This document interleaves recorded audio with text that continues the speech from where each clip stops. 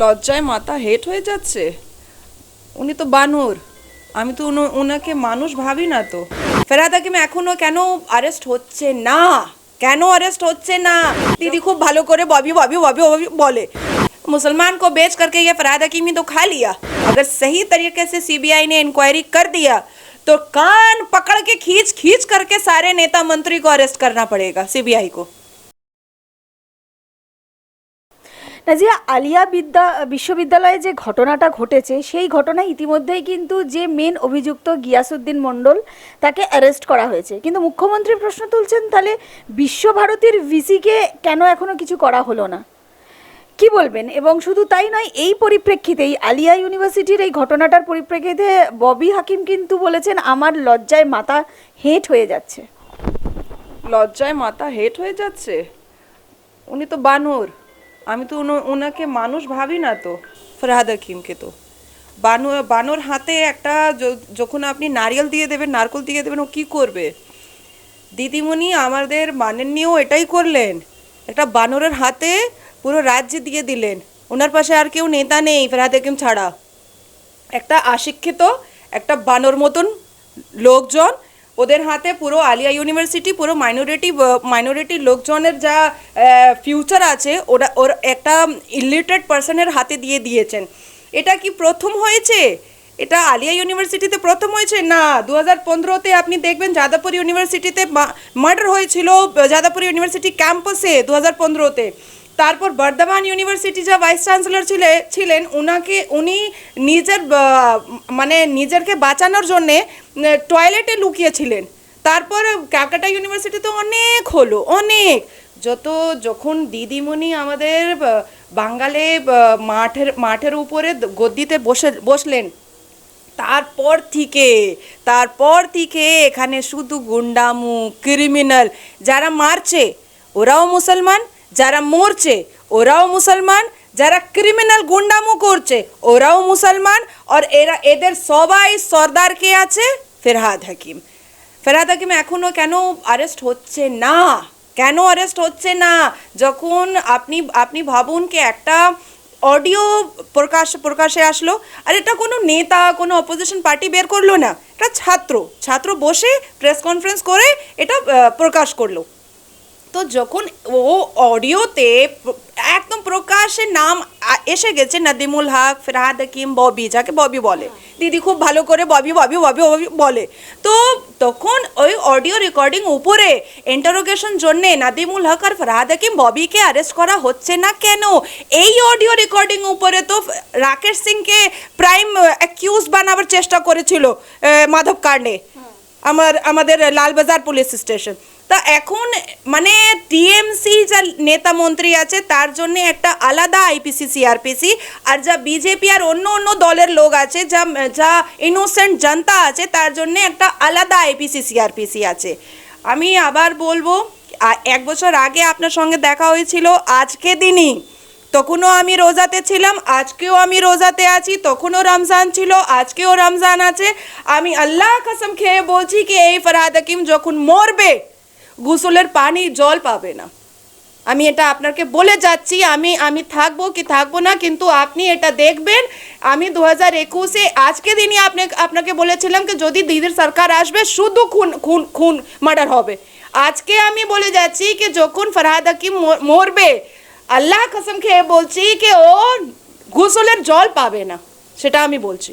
যে অডিওটা ভাইরাল হয়েছে সেই অডিওটার সত্যতা কিন্তু এখনো কেউ যাচাই করেনি, কিন্তু যে নামগুলো উঠে আসছে সবাই কিন্তু একদম রাঘব গোয়ালদের নাম উঠে আসছে, এবং জিম নওয়াজ বলে একজনের নাম উঠে আসছে, তিনি তৃণমূল ঘনিষ্ঠ বলা হচ্ছে।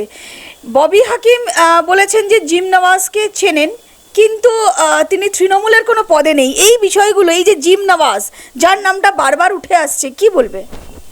देखिए फरहाद हकीम के पास बहुत सारा गुंडा, बदमाश और बहुत सारा ऐसा आड़ा टेढ़ा लोग रहता है, वो काम करता है, और जब फरहाद हकीम ने खुद एक्सेप्ट कर लिया है कि वो जिम नवाज को जानता है, जिसका बार बार ऑडियो में नाम प्रकाश हो रहा है, और सीधा तरीके से कहा उस ऑडियो में आया है कि बॉबी दा से हम बात कर लेंगे, ये बात पूरा प्रकाश में आया है, तो जिम नवाज हो, फरहाद हकीम हो या नदीमुल हक हो, ये तीनों लोग अरेस्ट हो क्यों नहीं रहे हैं? इनको अरेस्ट किया क्यों नहीं जा रहा है? पुलिस जो है, हमको समझ नहीं आ रहा है कि वो दीदी का बनाया हुआ आईपीसी, सीआरपीसी और संविधान को मानता है या जो कॉन्स्टिट्यूशन ऑफ इंडिया है उसको मानता है। पुलिस की दलाली पूरा समझ में आ चुकी है जनता को, चाहे वो रामपुर हाट का मैटर हो, चाहे वो एसएससी का मैटर हो, चाहे वो आपका अनिश खान के मर्डर का मैटर हो, चाहे वो जो काउंसलर कांग्रेस का मरा है उसका मैटर हो।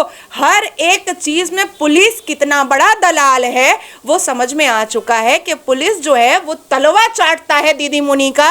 इसके अलावा वो आईपीसी, सीआरपीसी या संविधान को रेस्पेक्ट करना या फॉलो करना ये बंगाल की पुलिस ने सीखा नहीं है। গিয়াসউদ্দিন মণ্ডল যাকে অ্যারেস্ট করা হয়েছে সে তৃণমূল ছাত্র যুবনেতা বলে পরিচিত, কিন্তু কুণাল ঘোষ যিনি তৃণমূলের মুখপাত্র তিনি বলেছেন যে 2019 সালে কোনো কিছু ঘটনার পরিপ্রেক্ষিতে ওই ছেলেটিকে, মানে যাকে অ্যারেস্ট করা হয়েছে তাকে দল বহিষ্কার করে দিয়েছে, মানে বহিষ্কার করে দেওয়া হয়েছে।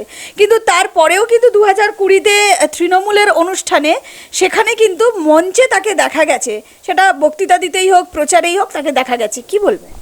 শুনুন, 2021 বিধানসভা ইলেকশন সময়ে ও ভালো করে টিএমসি ব্যানার নিয়ে প্রচার করেছিল। তো ওর ফেসবুক আইডিটা দেখুন, ওর ইনস্টাগ্রামটা দেখুন, ওর টুইটার অ্যাকাউন্টটা দেখুন।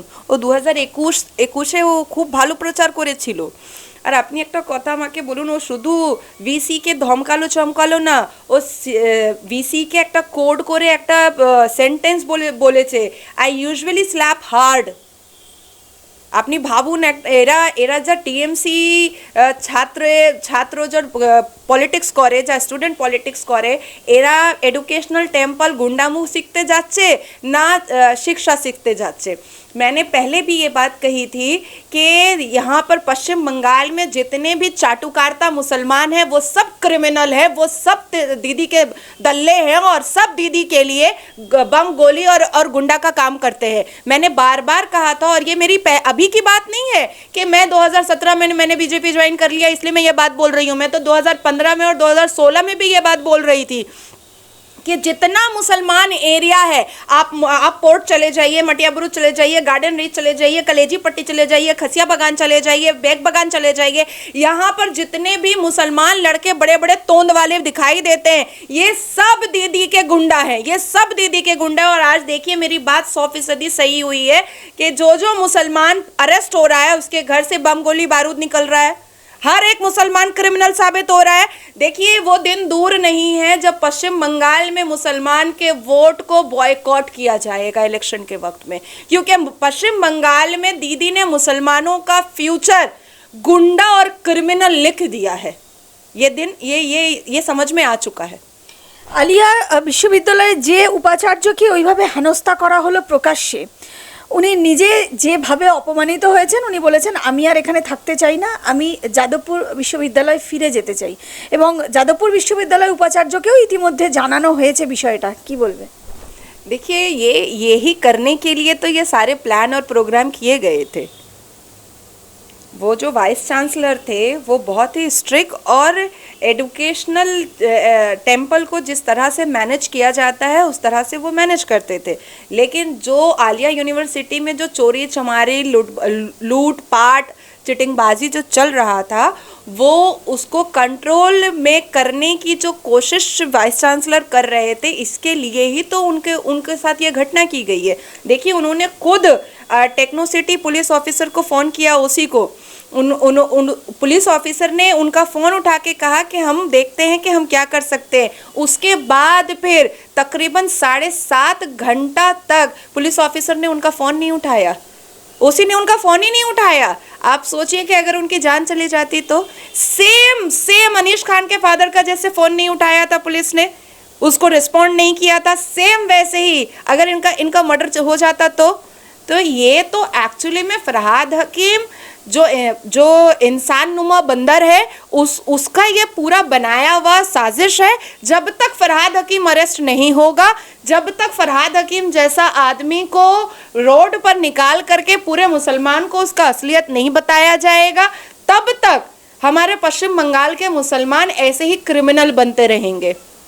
आप सोचिए कि एक ऐसा मुसलमान जो अपने पैसे और अपने दौलत बनाने के लिए अपने आप को जिस हिसाब से दिखाता है कि वो बहुत बड़ा मुसलमान है, अनीश खान के फादर के यहाँ चला गया सर पे टोपी पहन के, अब बेटी रात में सोती है शैंपेन का बोतल लेके, नंगा कपड़ा पहन के, ये कैसा मुसलमान है? ये कौन सा मुसलमान है? ये क्या कलमा पढ़ता है? ये तो पूरा पूजा करता है खड़ा होकर के, खुद पूजा करता है, बीवी पूजा करती है, और समाज के बेटी जो है वो शैंपेन के बोतल में खड़ी रहती है नंगे कपड़े में, और समाज को तो सब बताते हैं कि हम लोग बहुत बड़े मुसलमान हैं। मुसलमान को बेच करके ये फरहाद हकीमी तो खा लिया। हम तो आपको 1 साल पहले भी बोले थे कि जब तक पश्चिम बंगाल में नुसरत जहां और फरहाद हकीम जैसा मुसलमान रहेगा, तब तक पश्चिम बंगाल में मुसलमानों की उन्नति नहीं होगी। देखिए सब क्रिमिनल सामने आ रहे हैं। নাজিয়া, মুখ্যমন্ত্রী বলছেন যে বিশ্বভারতীর ভিসিকে তাহলে কিছু করা হচ্ছে না কেন? কারণ আলিয়ার ঘটনাটা সামনে আসার পর সঙ্গে সঙ্গে কিন্তু সরকারের তরফ থেকে পদক্ষেপ নেওয়া হয়েছে এবং অ্যারেস্ট করা হয়েছে, তাহলে বিশ্বভারতীতে নয় কেন? देखिए यहाँ पर सब जगह माल का मैटर है, सब जगह माल का मैटर है। एसएससी वाला जो मैटर है उसको अगर एकदम डीप डाउन जाएंगे आप, 500 करोड़ का घपला, 500 करोड़ से ज़्यादा का घपला है, 500 करोड़ से नीचे का घपला नहीं है। अगर सही तरीके से सीबीआई ने इंक्वायरी कर दिया तो कान पकड़ के खींच करके सारे नेता मंत्री को अरेस्ट करना पड़ेगा सीबीआई को।